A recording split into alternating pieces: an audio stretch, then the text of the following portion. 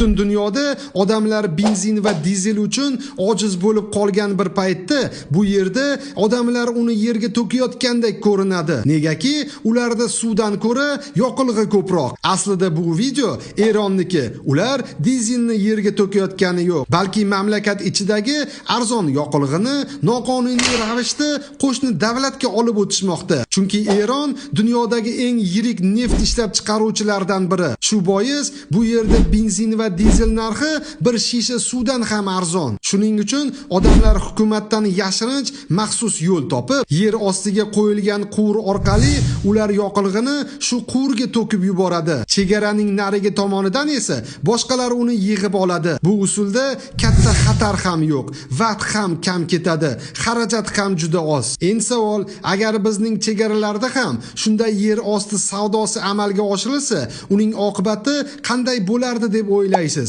Fikringizni kommentariyada yozib qoldiring. Biz atigi 100 ming so'm evaziga bu yerda sizni reklamangiz bo'lishi mumkin. Faqat 2026-yil 1-yanvargacha amal qiladi.